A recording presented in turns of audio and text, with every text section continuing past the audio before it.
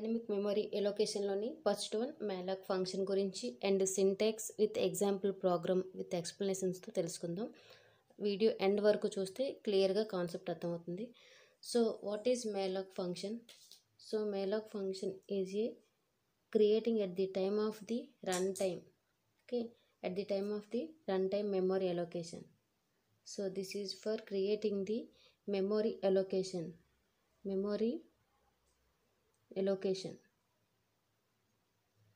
Run టైంలో మనం మెమొరీని ఒక సింగిల్ బ్లాక్ ఆఫ్ మెమొరీని క్రియేట్ చేయడం కోసం malloc అనేది యూజ్ చేస్తాం.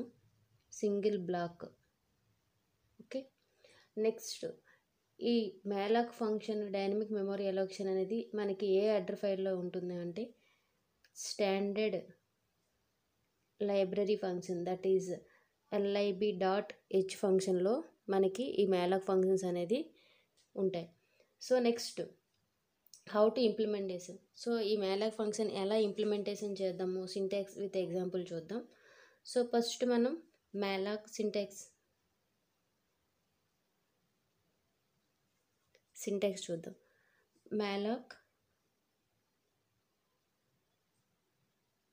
నెక్స్ట్ ఈ malloc అనేది ఏంటి అంటే స్మాల్ లెటర్స్లోనే ఇవ్వాలి, రిజర్వ్డ్ కీవర్డ్ అనమాట. కీవర్డ్స్ చూసుకున్నాం కదా మనం ప్రీవియస్ క్లాస్లో.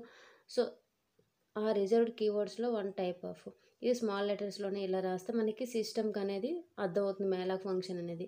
నెక్స్ట్ సైజ్ ఇన్ బైట్స్, దాని యొక్క సైజ్ అనేది బైట్స్లో మనం రిప్రజెంట్ చేస్తాం.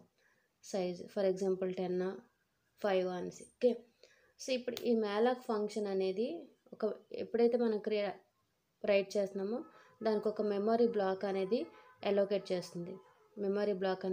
చేస్తుంది. సో ఇందులో స్టోర్ చేయడం కోసం ఒక సైజ్ అనేది ఇచ్చాం. ఇది ఏ టైప్ ఆఫ్ డేటా స్టోర్ చేయాలి అని తెలియడం కోసం టైప్ కాస్ట్ అంటాం. Okay, type cast okay, asterisk type cast or cast type అని కూడా రాయొచ్చు.